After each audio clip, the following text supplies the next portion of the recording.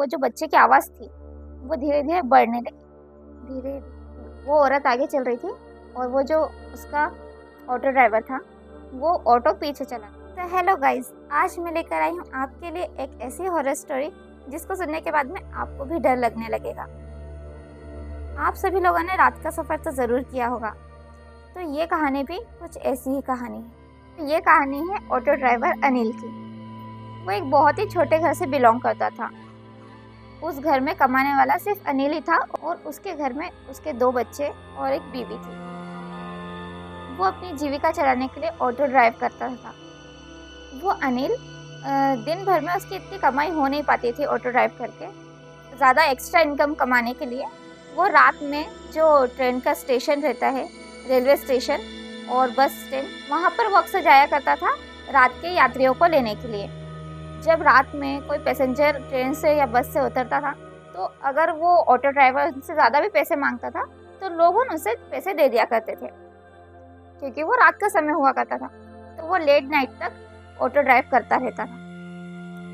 एक बार की बात है, वो लेट नाइट के लिए अपना ऑटो लेके रेलवे स्टेशन तक गया। रेलवे स्टेशन पे उसने बहुत 1 से 2 बजे रात तक वेट करा। कोई पैसेंजर उसे मिला नहीं। उसने सोचा कि दिन भर में भी उसकी कोई कमाई हुई नहीं थी। वो बहुत इसी आस में बैठा हुआ था कि कोई उसे पैसेंजर मिलेगा और वो उसे लेकर जाएगा और उसकी कुछ इनकम हो जाएगी। कुछ पैसेंजर आते थे, उससे पूछताछ करते थे कि आप हमें ले जा सकते हो क्या, पर वो बहुत भाव-ताव करते थे जिसमें उसका गुजारा नहीं हो पाता था, तो वो उन्हें मना कर देता था। वो इसी आस में बैठा रहता था कि कोई पैसेंजर आएगा जो उसे ठीक-ठाक पैसे दे देगा और वो उसे अपनी जगह तक छोड़ देगा। वो बहुत रात तक वहाँ बैठा रहा रेलवे स्टेशन के वहाँ। कोई पैसेंजर मिलता भी था तो वो उसे बहुत भाव-ताव करता था, तो वो पैसेंजर भी उसके हाथ नहीं आ पाता था। फिर वो सोचा कि मैं अब घर चला ही जाता हूँ, कोई पैसेंजर अब आने वाला नहीं है। तो वो निराश होकर अपने घर के लिए निकल गया था। उसने सोचा कि आज तो कोई कमाई हुई ही नहीं है, तो वो ऐसे ही रेलवे स्टेशन से निकला, अपना ऑटो स्टार्ट करा और फिर वो घर जाने के लिए निकल गया था। रास्ते में उसने रेलवे क्रॉसिंग पार करी, फिर है ना मार्केट में उसने है ना ड्राइव करा। उसके बाद में एक पुलिया पड़ती है जिसका नाम है 3 पुलिया। वो पुलिया की अलग-अलग कहानियाँ हैं। बहुत लोगों ने सुन रखी है और बहुत लोगों ने नहीं भी सुनी है। उसने भी नहीं सुनी थी, बस उसे कुछ-कुछ बातें पता थी जो लोग आपस में बातें करते हैं। सामने तक उसकी पहुंच ही गई थी वो बातें। वो गाड़ी चला रहा था, चलाते-चलाते 3 पुलिया पड़ा। वो जा रहा था, तब तो उसके साथ कुछ भी ऐसा नहीं हुआ था। फिर उसे बहुत दूर पे एक औरत चलती नजर आती है। रात का टाइम था, बहुत अंधेरी रात थी। वो ऑटो लेके उस औरत के पास गया। वो औरत आगे चल रही थी और वो जो उसका ऑटो ड्राइवर था वो ऑटो पीछे चला रहा था। उसने आवाज़ देकर पूछा कि मैडम, आपको कहीं जाना है क्या? कोई रिस्पॉन्स नहीं मिला। फिर उसने एक और बार पूछा, मैडम आपको कहीं जाना है? तब भी कोई रिस्पॉन्स नहीं मिला। उसने हॉर्न बजाया और उसकी बराबरी पे वो औरत चल रही थी, उसकी बराबरी पे उसने ऑटो कर लिया। और चलाते उसने उससे बोला कि मैडम कहीं जाना है क्या? तो फिर उसने इशारे से बताया कि हाँ उसे जाना है। उसने ऑटो रुकवा लिया था वो औरत ने। वो औरत उसके ऑटो में चढ़ गई और उसने कुछ वैसे ऑटो ड्राइवर से कुछ भी कहा नहीं कि उसे कहाँ जाना है। ऑटो ड्राइवर ने भी उसे बिठा लिया खुश होके कि कुछ तो सवारी मिली। जो वो इंतज़ार कर रहा था रेलवे स्टेशन पे, वहाँ तो उसे कोई सवारी नहीं मिली, पर रास्ते घर जाते वक्त कोई तो सवारी मिली, तो उसकी कुछ तो इनकम होगी। इस आस में उसने वो औरत को अपने ऑटो में बिठा लिया था। बिठाने के बाद में अब कुछ लोगों की आदत होती है कि आप अनजान से भी बातें करने लग जाते हैं। उसकी भी आदत बहुत ही खुले दिमाग का था, बहुत ही हर किसी से भी हंसी मजाक बोल चाल कर लेता था। वो बहुत ही खुश मिजाज का था। वो भी उस औरत से बात करने लग गया कि मैडम, आप इतनी रात में कहीं जा रहे हो, ऐसे अकेले आप कहाँ जा रहे हो? अकेले जाना सेफ नहीं है। आपके साथ कोई है भी नहीं, कोई लगेज भी नहीं दिख रहा है आपका। वो औरत ज़्यादा बातों का जवाब नहीं दे रही थी, कुछ कुछ बातों का वो जवाब दे दिया करती थी। उसने पूछा, आप कहाँ जा रहे हो अकेले? उस औरत ने कुछ खास क्लियर बताया नहीं था। और वो और वो एक अच्छा इंसान भी था, तो वो कहता भी था उस औरत से चलाते चलाते ऑटो कि आप ऐसे अकेले बाहर मत निकला करिए, है ना, ये रोड बहुत सुनसान है, ये जो पुलिया है बहुत सुनसान है, यहाँ से कोई भी आता जाता नहीं है। मतलब यहाँ से 12 बजे के पहले 10 बजे के आसपास से यहाँ पे गाड़ियाँ जाना बंद हो जाती है। आप यहाँ पे ऐसे सुनसान रास्ते में अकेले कहाँ जा रही हो? उसने बहुत सारे सवाल पूछे भी, बात करने लगा वो।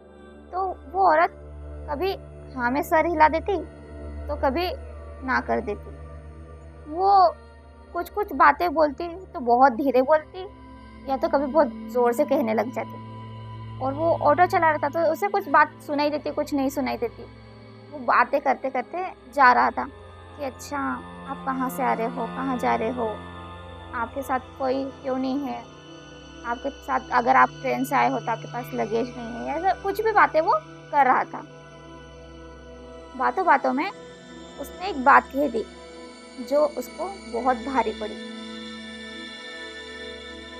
उस पुलिया की जो किस्से हैं, वो बातों में वो औरत से कहने लगा कि मैडम, आपने यहाँ पे किसी औरत को देखा है क्या चलते हुए जो डराती है? ऐसी बातें वो कहने लगा, कुछ भूत भूत की बातें बताने लगा उसको। उसने बोला कि मैंने तो आज तक कोई भूत नहीं देखा है। उस औरत ने पूछा, तुमने कभी भूत देखा है? उसने जवाब दिया, मैंने तो आज तक कोई भूत नहीं देखा है और मैं यकीन भी नहीं करता हूँ, और ऐसा हंसने लग गया। वो औरत ने बोला कि आज तक तो नहीं देखा है, पर अब देख लो। उसने बोला, क्या?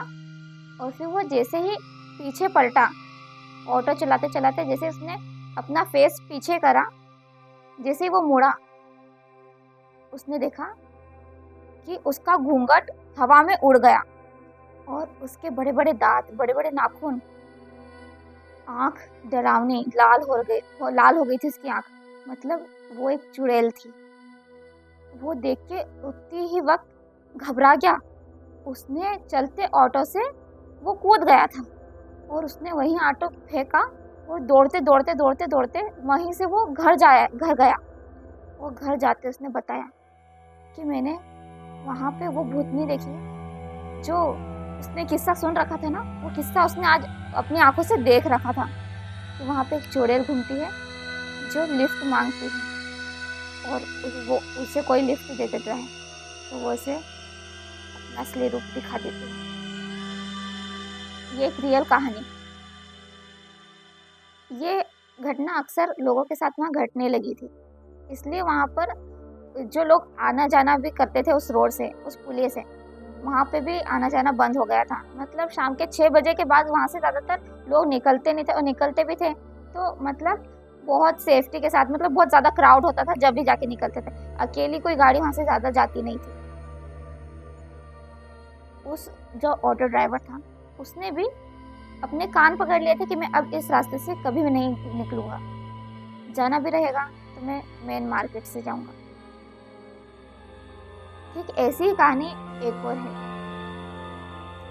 एक हलवाई था जो शादियों में खाना बनाने के लिए अक्सर आसपास के गांव में जाया करता था। अब ठंड की बात थी, वो हलवाई को एक ऑर्डर मिला, खाने का था, शादी का। तो उसने शादी के खाने की तैयारी उन्हें थोड़े पहले से करना पड़ता है, एक दिन पहले से उसकी प्रिपरेशन चालू हो जाती है। जो हलवाई था, उसके जो भी वर्कर्स वगैरह थे, जो भी उसके टीम वाले थे, वो सब एक साथ, है ना, दूसरे गांव में वो चले गए थे। जब वो दूसरे गांव में गए, उन्होंने वहाँ प्रिपरेशन करी, है ना, जो भी खाना बन रहा था सब उसने, है ना, क्या कहते हैं, उनका खाना वगैरह कंप्लीट कर लिया। और फिर जब बारात वगैरह आ गई, उनका खाना पूरा कंप्लीट हो गया था, उसने खाना प्रिपेयर कर लिया था।